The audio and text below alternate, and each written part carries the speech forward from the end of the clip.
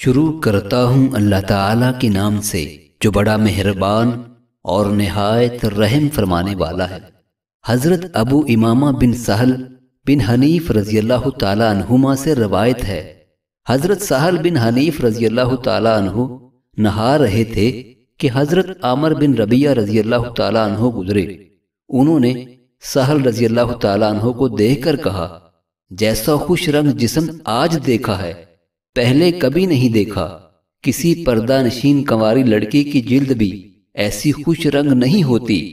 وہ فوراً ہی زمین پر گر پڑے۔ اچانک تیز بخار ہوا کہ کھڑے نہ رہ سکے۔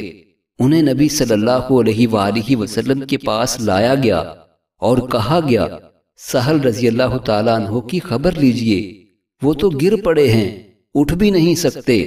نبی صلی اللہ علیہ وآلہ وسلم نے فرمایا، تمہیں اس کے بارے میں کس پر شک ہے؟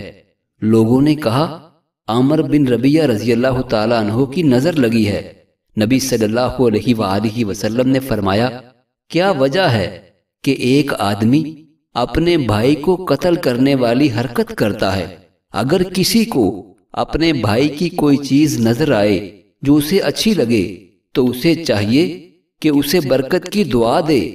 پھر پانی طلب فرمایا اور عامر رضی اللہ تعالیٰ عنہ کو حکم دیا کہ وضو کریں۔ چنانچہ انہوں نے اپنا چہرہ، کوہنیوں تک، دونوں ہاتھ، دونوں گھٹنے اور تہہ بند کا اندر کا حصہ دھویا۔ آپ صلی اللہ علیہ وآلہ وسلم نے وہ پانی سہل پر ڈالنے کا حکم دیا۔